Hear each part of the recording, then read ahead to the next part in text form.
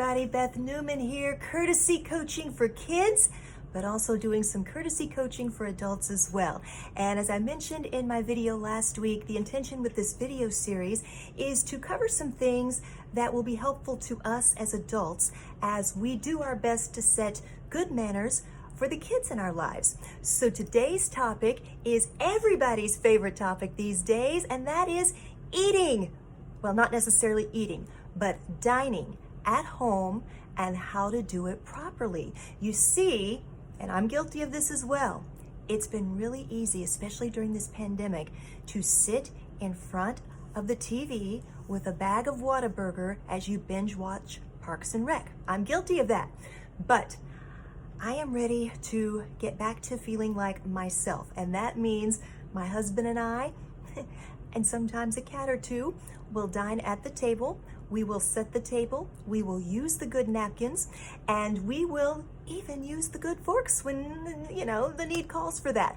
So we're gonna take a look at what not to do in your dining space, what to do in your dining space, and what to do when the members of your family aren't necessarily human. So this is an example of what you don't want your dining room table to be. We have a random selection of pretty much everything you can imagine. Again, this is what you don't do in your dining area. So this is what you want when it comes to setting up your space for eating. Obviously clutter-free, but you also want to make sure that it is pleasing. Now, as far as centerpieces go, that's up to you and your own personal style. I love, love, love this mid-century modern bowl I have here in the middle of the table. And the little vases I picked up in my hometown of Dimmitt, Texas, a little place called Junk in the Mix, which I think work quite nicely with the design. I have doubled up on the placemats, and believe it or not, the ones that are on the top, I picked up at Dollar Tree.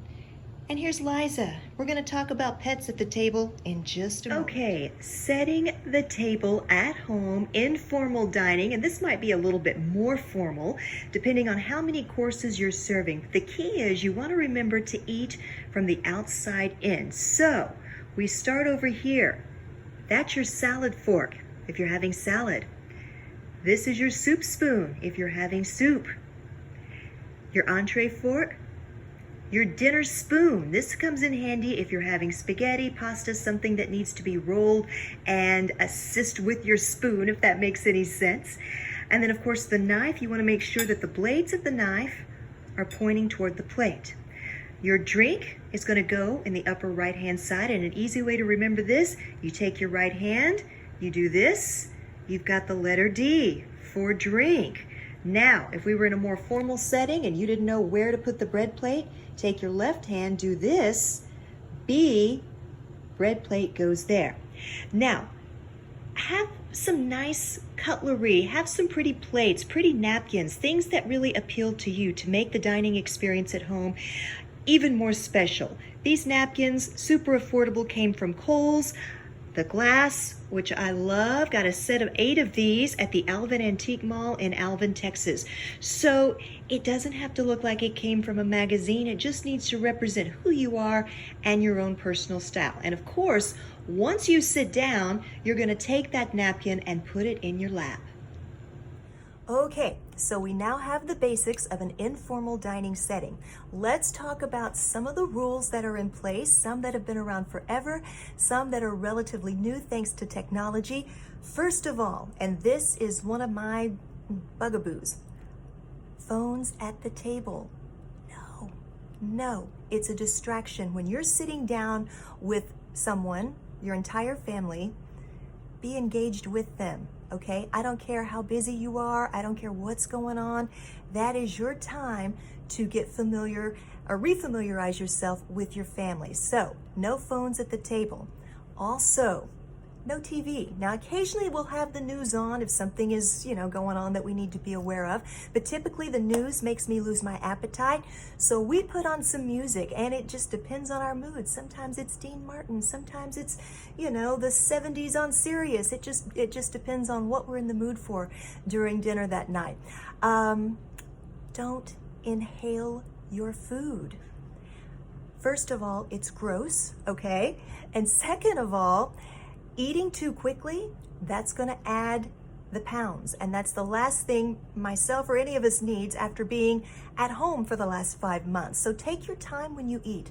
Enjoy the food, enjoy the company, and make your dining experience at home something special. All right, because that's what life is all about, those little things, those little special times that we can carve out for ourselves and for each other.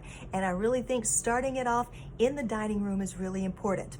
So we saw a video in which my beautiful little Liza popped up on the table. I recognize that in some homes, that's a no-no. In my home, I'm okay with it if it's just me and my husband. But if we had guests, obviously there would be no cats. Now you'll notice on my dining room table, I had that covered in vinyl because it is a very old table. My cats have claws. I don't want any damage, okay? So vinyl, it's very easy to clean. And I do clean my table, okay? Before and after each meal because of the cat situation.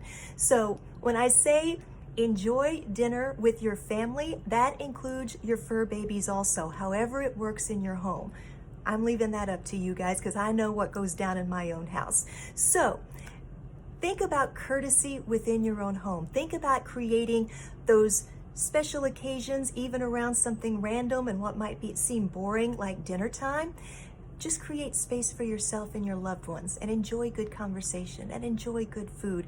And that to me makes life a little bit more fun and a little bit more interesting when we take the time to do those things. So, gonna leave you with that today.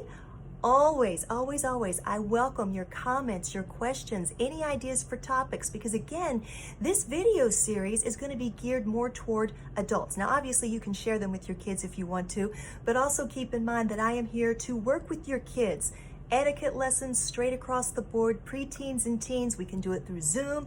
If you're in the greater Houston area and are ready for face-to-face, we can do that as well. You can email me, elesnew70@gmail.com. That's going to pop up. Find Courtesy Coaching for Kids on Facebook. Find me on Instagram. And until I check in with you again via video, remember, everybody, do unto others and go out there and just be fabulous.